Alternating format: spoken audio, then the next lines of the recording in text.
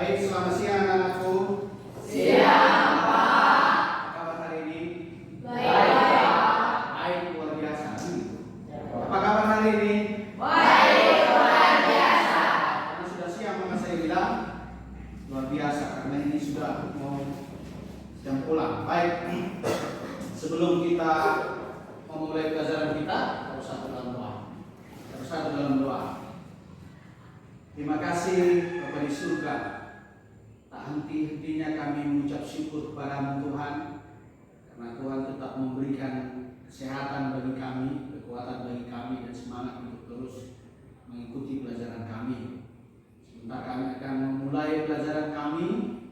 Kiranya Tuhan tolong kami melalui Roh Kudus-Mu, sehingga apa yang kami pelajari nanti Tuhan boleh kami pahami, boleh kami mengerti, dan boleh kami praktekkan di dalam kehidupan kami sehari-hari.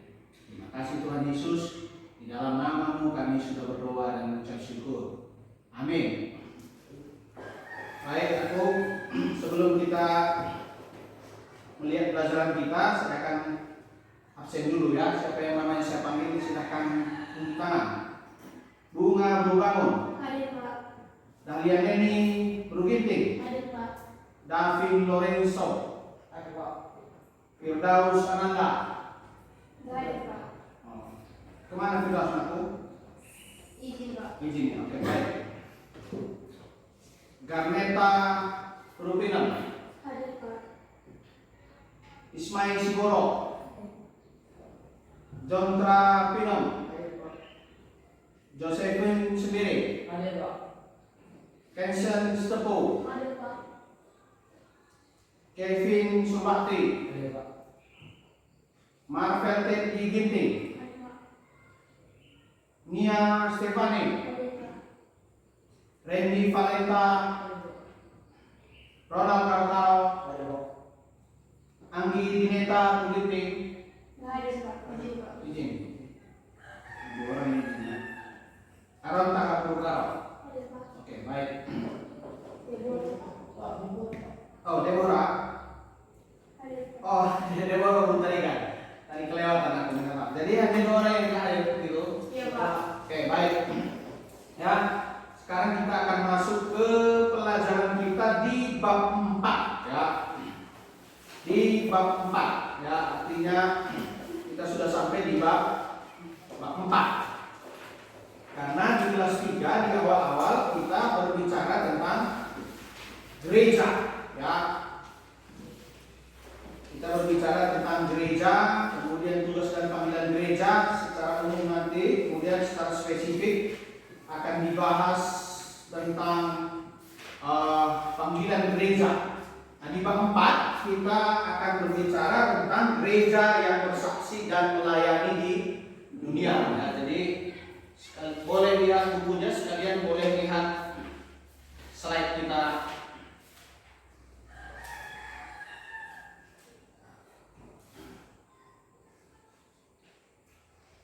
Oke. Gereja yang bersaksi dan melayani di dunia. Bahan Alkitab kita diambil dari Yohanes pasal 15 ayat 18 dan 19, kemudian Kisah Rasul 1 ayat 6 sampai 8, dan Kisah Rasul 6 ayat 1 sampai 6.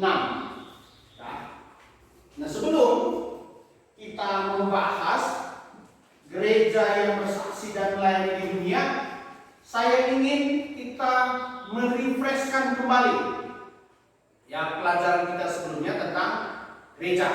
Jadi kita akan lihat dulu video di slide kita dan dipahami baik-baik ya. Ada 3 nanti yang saya tampilkan.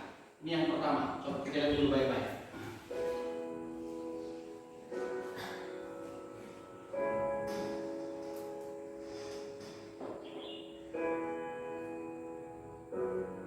Pengertian gereja.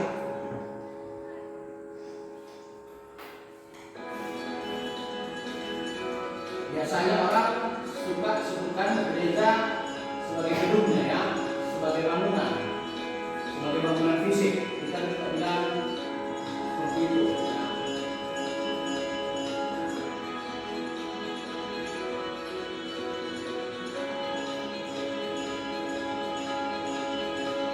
Pertama umat sering mengartikan gereja sebagai bangunan.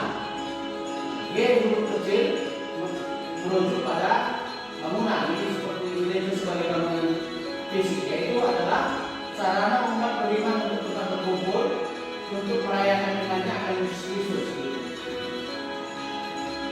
Ya, gereja sebagai orangnya, spiritual.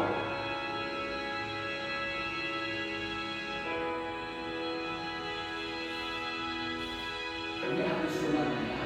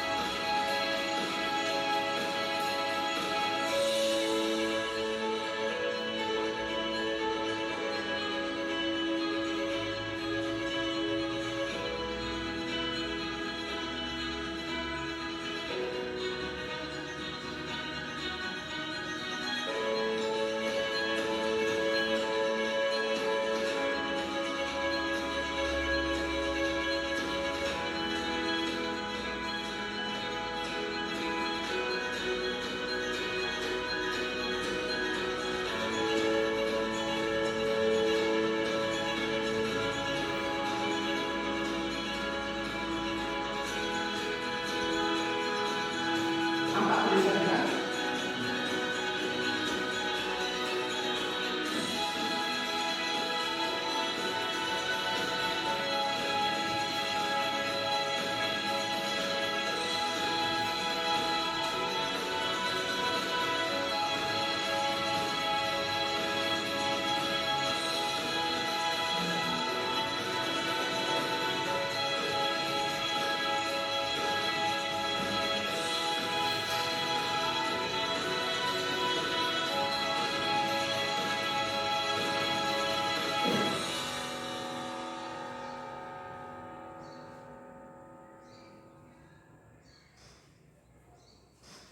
Ini adalah pengertian pertama ya. Jadi gereja adalah wanita tua dengan banyak perut dan kerenjit, tetapi dia adalah ibuku dan tidak seorang pun boleh memukul ibuku. Ini adalah perkataan dari Karl Rahner. Ini video yang pertama. Selanjutnya kita akan lihat video kedua. Yang tadi paham? Ada dua pengertian gereja yang sering dipahami orang itu sebagai gedungnya atau sebagai persekutuan. Coba kita lihat ke video yang kedua. Halo semuanya, hari ini kita akan belajar tentang apa itu gereja. Gereja itu tempat berdoa, rumah Allah, tempat ibadah Kristen, gereja salah, gereja yang mengenal religius, kemudian apa itu gereja. Kata kalian, gereja dalam bahasa Indonesia berasal dari kata Katolik, yaitu iglesia. Kata gereja sendiri berasal dari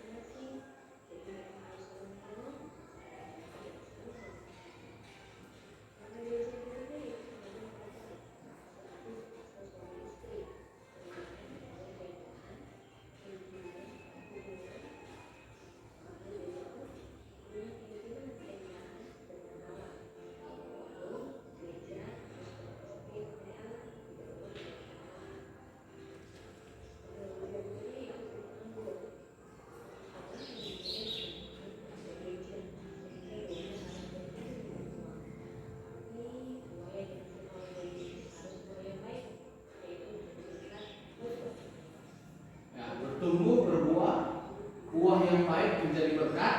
Iya.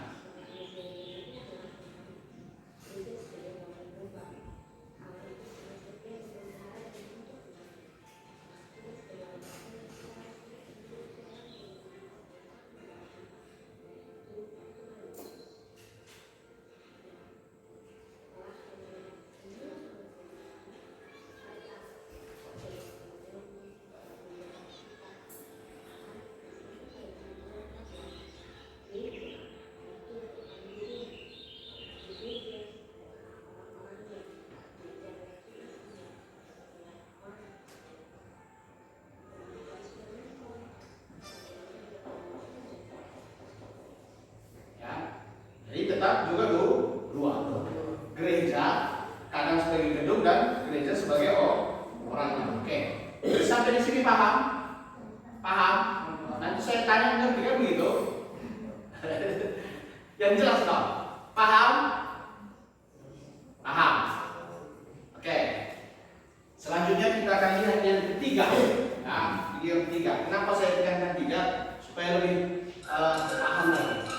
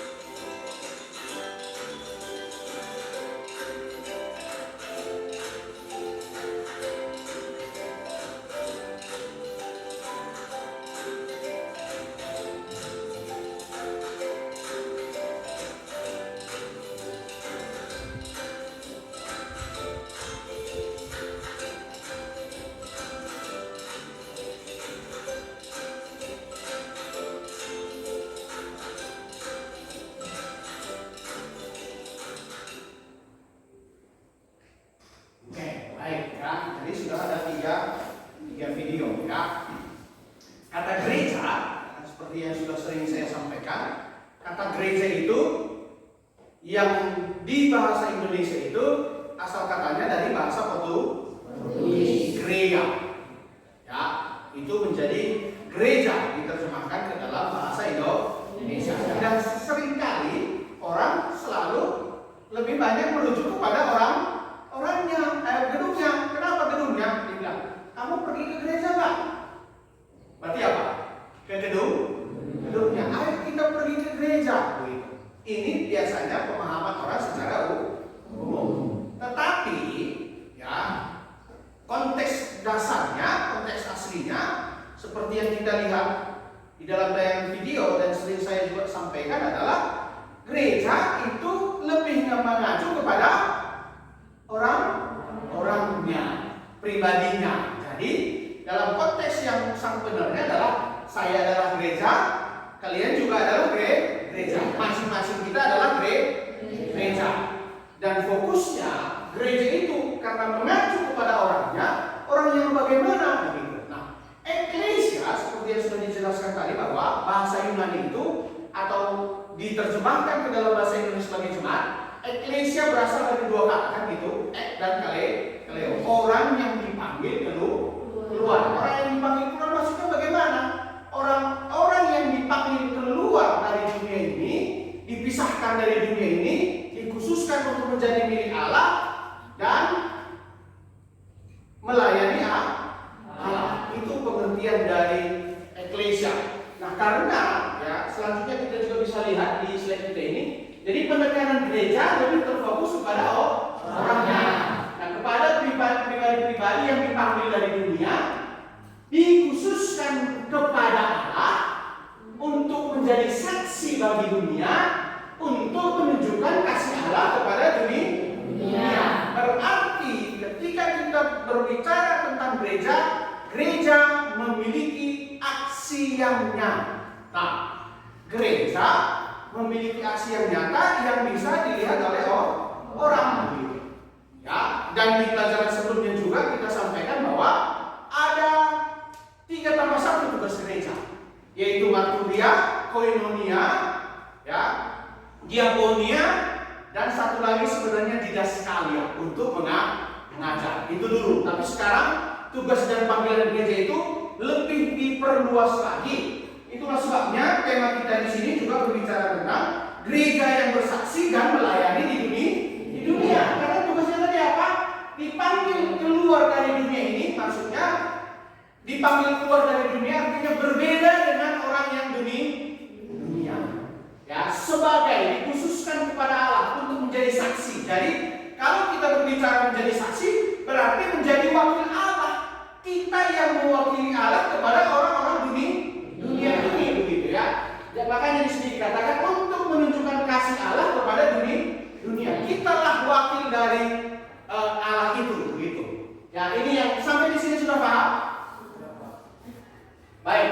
Ya, kemudian oleh sebab itu ada namanya gereja yang bersaksi dan melayani. Sebagai wakil Allah itu, maka kita menjadi saksi dan melayani.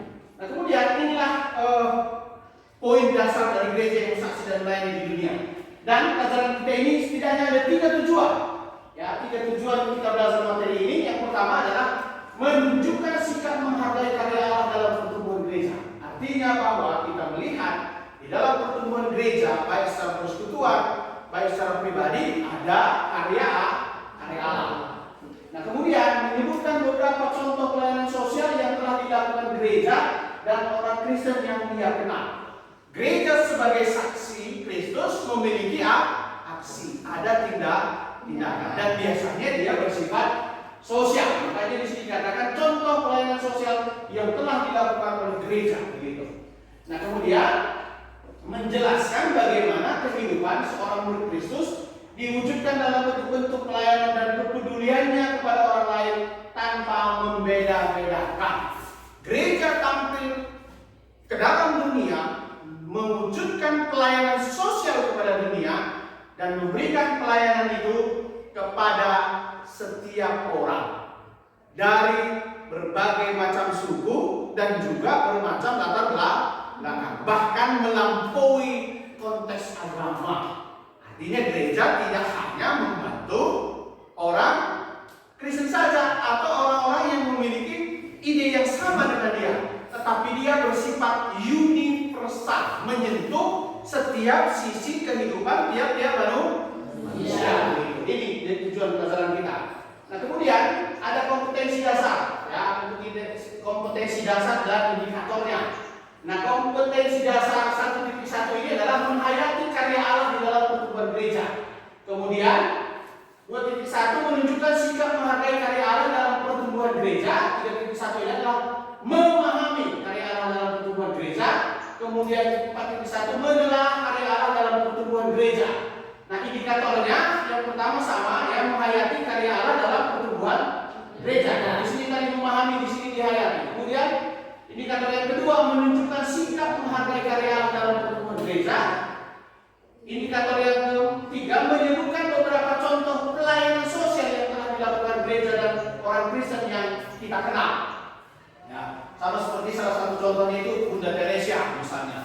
Dia banyak melakukan pelayanan sosial begitu. Nah, kemudian menjelaskan bagaimana kehidupan seorang murid Kristus diwujudkan dalam bentuk-bentuk pelayanan dan kepedulian kepada orang lain tanpa membeda-bedakan.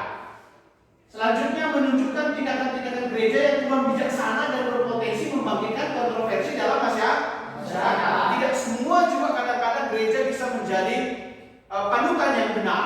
Gitu ya. Ada perpecahan gereja, ada gereja yang juga terlalu eksklusif sehingga tidak menjadi contoh yang baik. Itu juga harus kita akui begitu.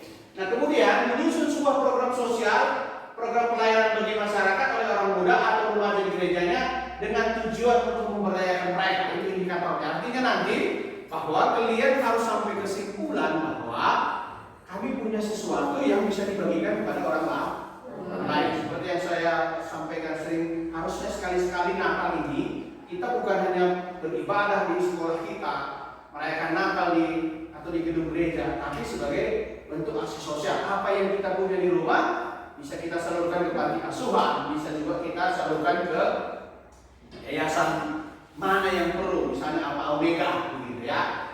Nah, jadi kalian juga harus punya prinsip. Ini yang menjadi indikator dari pelajaran kita bagaimana gereja yang bersaksi dan melayani di dunia begitu. Nah, ingat. Oleh karena kita tadi berbicara bahwa salah satu panggilan gereja adalah bersaksi atau diakonia dalam bentuk sosialnya, maka gereja memiliki berbagai pelayanan. Ya, ada berbagai pelayanan gereja dan ada banyak sekali sebenarnya, bukan hanya berbagai. Ya. Ini ada beberapa contoh yang saya tampilkan di sini. Yang pertama katanya di sini ada gereja Protestan di Indonesia bagian barat, PPIB ya. Kebun Pala katanya menampung sebanyak 1.150 pengungsi pada banjir besar di Jakarta Januari 2014 katanya ini. Para korban banjir berasal dari bantaran Kampung Melayu, Kebun Pala, bantaran Ciliwung dan Tongtek Jatinegara katanya. Mereka terpaksa memenuhi ruangan lantai 2 dan lantai 3 gereja dan tidur dalam kondisi seadanya. Nah, ini juga adalah pelayanan gereja. Sama seperti saya dulu di tahun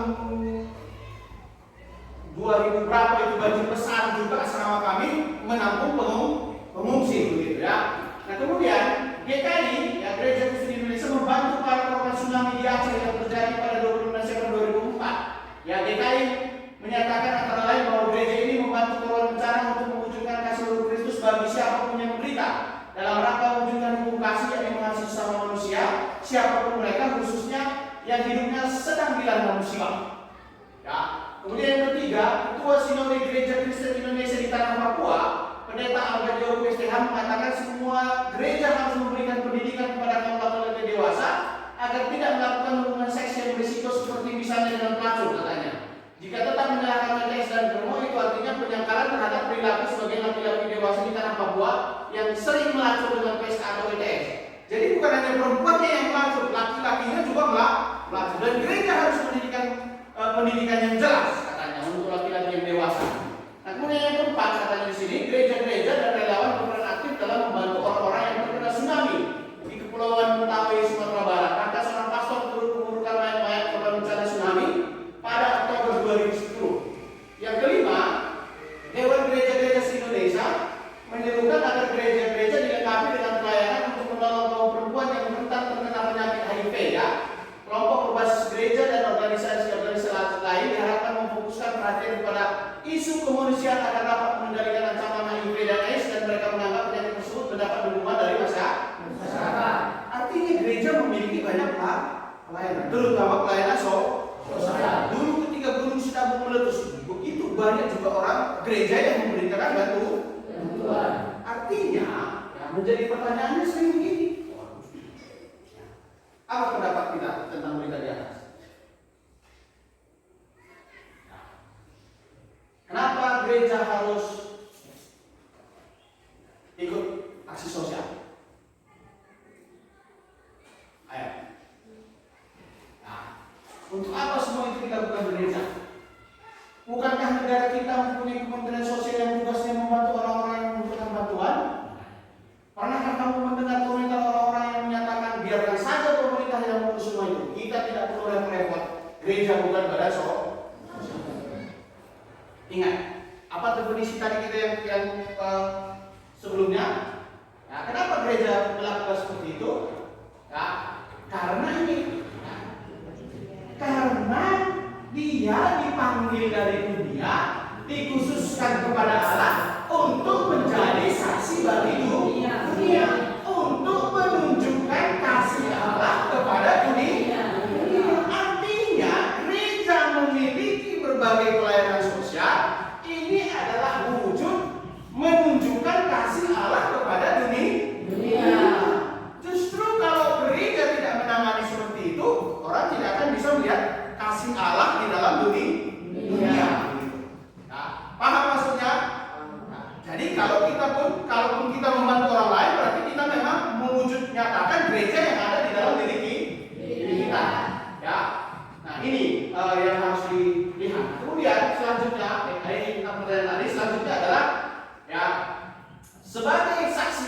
dunia ini, maka gereja dipanggil untuk memuridkan. Nah, sebelum Tuhan Yesus meninggalkan para murid di dunia dan kembali di surga, Dia memberikan amanat penting yang harus dilakukan oleh murid-muridnya, yaitu dalam Matius 28 ayat 18 sampai 20. Tuhan Yesus berkata apa? Kepadaku telah diberikan segala kuasa di surga dan di bumi. Karena itu pergilah, jadikanlah semua bangsa muridku dan baptislah mereka dalam nama Bapa dan Anak dan Roh Kudus, dan ajarlah mereka melakukan segala sesuatu yang telah kuperintahkan kepadamu, dan ketahuilah aku menyertai kamu senantiasa sampai kepada akhir zaman. Di sini dikatakan jadikanlah semua bangsa muridku. Murid artinya ya diajari supaya juga bisa memiliki pengetahuan seperti yang diinginkan Tuhan atau seperti Tuhan, dan memiliki teladan seperti itu Tuhan. Inilah fungsi kita. Makanya gereja ini dipanggil keluar dari dunia ini dan tidaklah masuk surga gitu, tapi untuk menjadi saksi bagi manusia, dan salah satunya adalah untuk memuridkan, mengajari orang tentang Tuhan, memperkenalkan orang kepada Tuhan gitu. Ya, kalau kita lihat sejarah perjalanan gereja, ya ada begitu banyak misi yang dilakukan, ada begitu banyak sending yang dilakukan. Bahkan kita pun sampai mengenal Tuhan karena ada misi-misi ini, ada sending-sending ini yang bertugas untuk memuridkan. Dan kita juga harus bisa memuridkan. Kalau bisa memuridkan gimana? Pintar atau bodoh dulu? Yang jadi guru biasanya yang pintar apa yang bodoh? Yang pintar kan gitu. Kalau memuridkan bodoh atau pintar? Kalau mau memuridkan yang pintar atau bodoh? Yang mau memuridkan. Yang mau memuridkan, pintar atau bodoh? Pintar. Berarti kita gereja. Salah satu panggilan kita adalah memuridkan. Kalau mau memuridkan apa tadi? Harus pintar. Harus pintar dulu. Ya, harus pintar lah, gitu. Jadi kalau merasa belum, harus pintar. Karena ini memuridkan. Ya. Nah kemudian, ya seperti saya bilang tadi ada banyak. Jadi yang kedua, yang selanjutnya adalah dipanggil untuk melayani. Ingat di sini dikatakan apa yang kita bahas pada bagian A dan B di atas menunjukkan dengan sangat jelas bahwa konsep menjadi murid Yesus sangat erat hubungannya dengan konsep melayani sesama. Ya. Melayani sesama. Perjuangan menegakkan hak asasi manusia adalah salah satu upaya yang harus dilakukan gereja, dan semua orang Kristen sebagai bentuk pelayanan. Pelayanan bukan hanya misalnya ada orang berbicara. Kalau pelayanan gereja itu pelayanan sosial kemudian ya, atau kemudian pelayanan itu hanya kalau saya mengambil bagian dalam tugas-tugas gereja, kalau saya menjadi guru sekolah minggu, kalau saya mengumpulkan persembahan, kalau khotbah di mimbar, kalau khotbah di persekutuan begitu. Tapi pelayanan itu aspeknya bersifat sangat luas. Termasuk tadi saya bilang bahwa memuridkan itu, makanya sekarang juga banyak gereja yang mendirikan sekolah ya, supaya membuat orang pintar. Harusnya makanya ya banyak gereja yang mendirikan sekolah dan dipanggil untuk melayani sama seperti di sini ya, termasuk menegakkan hak asasi manusia. Gereja bergerak di dalam pelayanan sampai ke sisi yang paling dalam gitu ya. Jadi sejak awal pertama gereja terbentuk, orang-orang Kristen perdana telah memahami betapa pentingnya tugas pelayanan gereja.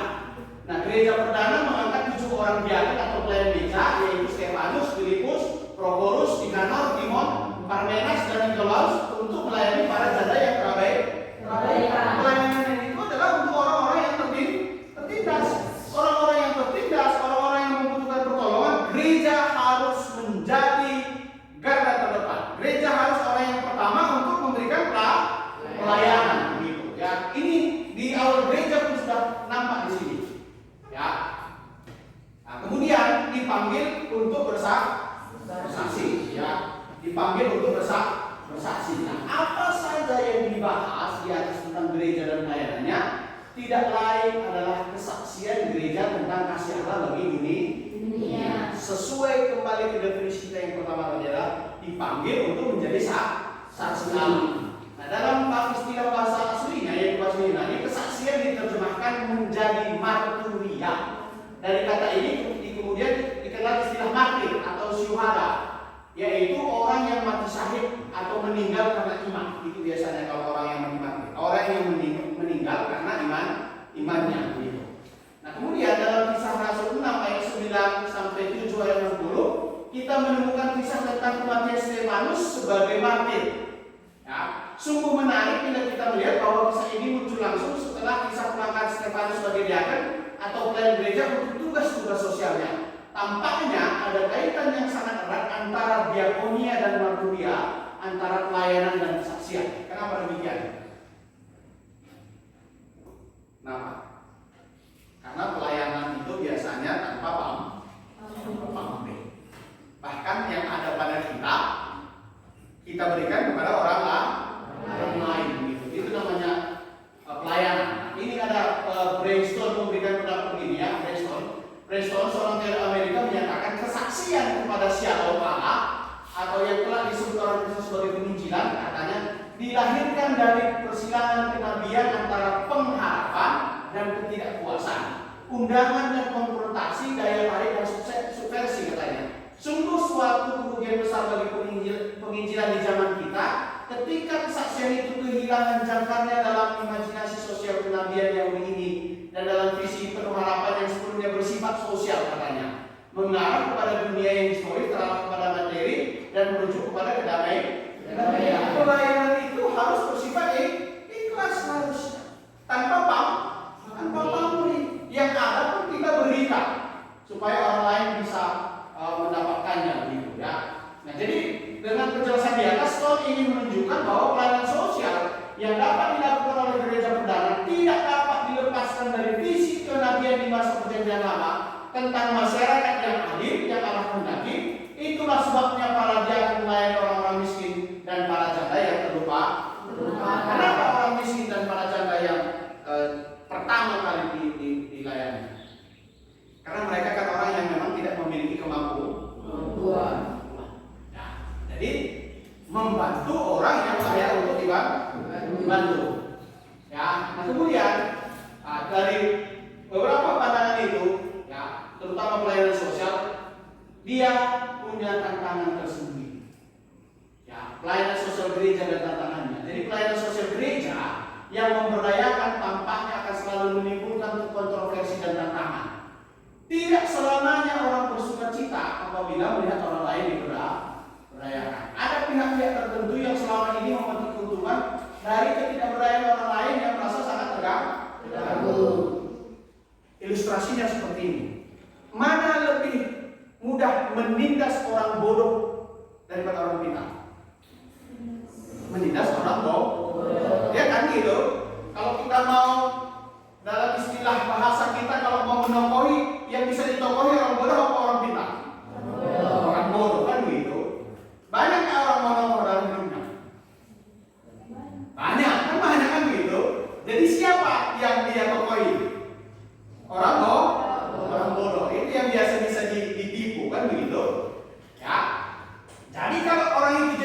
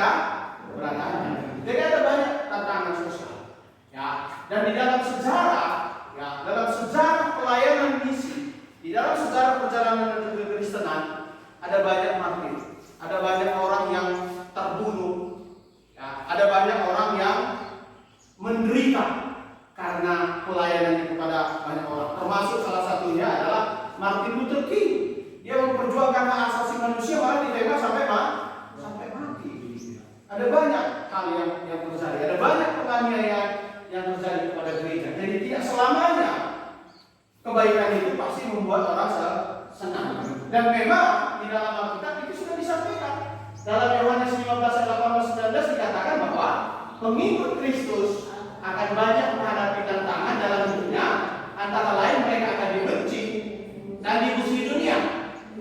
Menurut kamu kenapa hal ini dapat terjadi? Nah, atau hal-hal apa lagi yang dapat membuat pengikut Kristus menghadapi tantangan berat di dunia? Apakah kamu siap menghadapi tantangan seperti itu? Nah, ingat, ya, tidak banyak, sama seperti misalnya gereja kan menyadarkan orang bertobat dari kejahatan. Tidak boleh main judi, kan begitu. Tidak boleh minum minuman keras, kan begitu. Nah, ketika tidak lagi misalnya mau minuman keras, siapa yang dirugikan? Penjual minuman keras, kan begitu. Pak tertua kan pasti rugi itu kalau bilang jangan lagi mabuk tua, kan begitu. Yang jual tua kan rugi, mereka pasti keberatan. Ya. Pupuk yang menjajakan minuman keras, mereka pasti keberatan. Bahkan memberdayakan orang bodoh, orang-orang serakah pasti akan keberatan. Gitu. Ini yang terjadi. Nah, hal-hal apa lagi yang dapat membuat para pengikut Kristus menghadapi tantangan berat di dunia ini? Gitu. Ada banyak pengalihan gaya hidup sekarang ini juga menjadi tantangan gereja. Ya. Dan pertanyaan selanjutnya, siap nggak menghadapi tantangan ini? Siap? Atau malah ikut dunia? Kalau bilang Timotius sampai dikatakan, ya, setiap orang ya yang beribadah kepada Tuhan akan menderita aniaya. Beribadah saja pun pasti akan menderita aniaya. Kadang-kadang kalian pernah nggak menderita aniaya di gereja? Saya mau pergi gereja, nggak usah pergi gereja. Bukan pendetamu yang memberi makanmu. Ada yang bilang gitu? Hah? Ada. Atau kawannya bilang begini, nggak usah ke gereja, sering nggak? Enggak, masih bagus kalau begitu ya. Biasanya ada dihasut, kenapa ini? Karena dihasut temannya, nggak usah gereja. Gitu. Kenapa nggak gereja? Nanti hanya bayar uang pelete saja, baru dijajankan katanya. Pendetamu nanti itu uang peletenya, bukan untuk ini. Nah, tapi baguslah kalau tidak ada yang ngasut. Tapi ada banyak tantangan yang akan kita hadapi ya. Terlepas dari itu, memang agak berat pelajarannya, tapi intinya adalah ya, remaja sebagai gereja secara pribadi yang bersaksi dan melayani dunia, artinya bahwa kamu harus memiliki arti di dalam hidup ini. Kamu harus memiliki sesuatu untuk bisa kamu share dengan sesama dengan orang lain. Terlepas dari apapun keadaanmu, kamu harus bisa menjadi pribadi yang memiliki nilai bagi orang lain. Itu inti poinnya kepada kita sebagai remaja. Karena hidup kita ini adalah kesaksian kita. Hidup kita ini, perbuatan kita ini adalah pelayanan kita. Ada satu lagu yang dikatakan adalah hidupmu kita terbuka yang dibaca sesamamu. Apakah pembacanya melihat apakah Yesus ada di dalam kelakuan kita? Itu menunjukkan bahwa kita ini gereja atau tidak. Maka berhak dan tidak. Coba ini video ya, untuk menutup sesi terakhir. Nah, kita akan lihat video ini untuk direnungkan.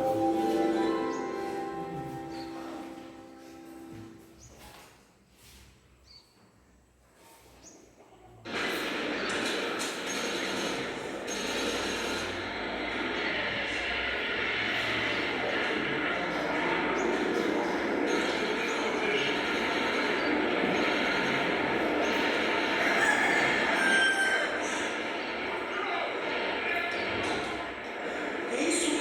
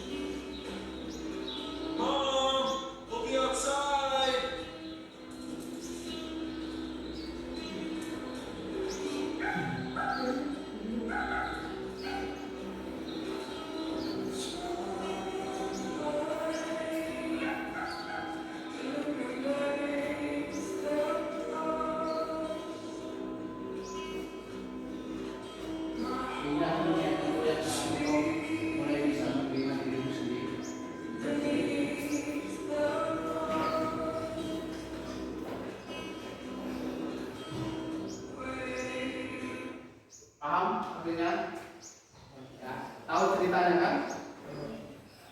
Karena dia cacat, dia mengurung dirinya dengan bermain game. Kemudian ibunya datang bawa anjing kecil, punya kaki juga cuma tiga. Ya, dibuka jendela, mulai bermain anjingnya. Ya, dia pertama kali kesal kenapa? Karena anjingnya juga cuma punya kaki tiga, sama-sama memiliki kekurangan begitu. Tapi anjing itu menyadarkan dia bahwa kita tidak bisa selamanya berdiam dalam kekurangan kita dan menutup dunia kita dari luar. Oleh sebab itu, ya, hanya dia anjing ini saja punya tiga kaki, mau berusaha dan mengajaknya bermain, dan akhirnya dia luluh. Dia keluar untuk bermain dengan dunia. Nah, gereja yang bersaksi dan melayani dunia adalah jangan dulu pandang tentang dirimu yang sebenarnya. Bahwa aku hanya anak kelas 3, aku hanya anak SMP, kondisi latar belakang keluarga aku begini, keadaan begini, apa yang bisa aku lakukan pada orang lain? Tapi pelajaran yang disampaikan adalah apapun keadaanmu, pergilah keluar, bermainlah dan tunjukkan kepada dunia bahwa kamu adalah gereja yang bisa bersaksi dan melayani dunia. Paham sampai di sini? Paham? Baik. Dan sebagai rangkuman, ya, ingat ini adalah sebagai rangkuman. Tugas diakonia, pelayanan dan martiri kesaksian gereja adalah dua tugas yang tidak dapat diabaikan. Kedua-duanya adalah bagian yang tidak terpisahkan dari keberadaan seorang Kristen sebagai murid Kristus. Dengan kata lain, menjadi murid Kristus selalu menuntut seseorang untuk melayani dan memberikan kesaksian kepada dunia tentang apa yang telah dilakukan Yesus sebagai umat manusia dan seluruh alam semesta. Bersaksi ternyata tidak cukup hanya dengan kata-kata atau menceritakan kepada orang lain apa arti keselamatan yang telah dikerjakan Tuhan Yesus kepada kita. Bersaksi ternyata harus diwujudkan lewat tindakan dan perbuatan antara lain dengan menolong sesama agar mereka pun merasakan arti kemerdekaan yang dikerjakan oleh Tuhan Yesus. Kemerdekaan itu harus dipahami bukan hanya arti rohani seperti kebebasan dari dosa, melainkan juga kebebasan dari belenggu-belenggu yang menyebabkan orang menjadi lemah, bodoh, tidak berdaya, dan dieksploitasi. Bersaksi, contoh yang sederhana adalah belajarlah menjadi keras, jangan keras, menjadi pintar, ya, dan berbuat baik. Itu sendiri adalah sebuah kesaksian yang membuat orang lain akan melihat dirimu. Engkau memiliki sesuatu hal yang berharga dalam hidupmu sebagai gereja. Ini dimulai dari hal-hal yang kecil. Ada pertanyaan anak-anakku? Kalau tidak ada, mari kita bersatu dalam doa. Terima kasih Tuhan Yesus yang sudah belajar tentang gereja yang merujuk kepada orangnya, gereja yang merujuk kepada diri kami, orang-orang yang sudah dipanggil keluar dari dunia ini untuk melayani Allah, menjadi saksi bagi dunia dan menunjukkan kasih Allah kepada dunia ini. Tuhan, biarlah kami boleh mempraktekkannya di dalam hidup kami, menunjukkan kepada orang lain bahwa kamilah gereja itu, dan orang lain boleh melihat Kristus hadir di tengah-tengah kehidupan kami. Terima kasih Tuhan Yesus. Sebentar kami akan berpisah pulang. Kami serahkan seluruh kehidupan kami ke dalam tangan-Mu. Di dalam nama-Mu kami berdoa dan ucap syukur. Amin. Amin. Nah, nanti untuk tugas pada selanjutnya kita akan bahas di pertemuan berikutnya, berikut aplikasinya. Terima kasih. Selamat siang. Siap.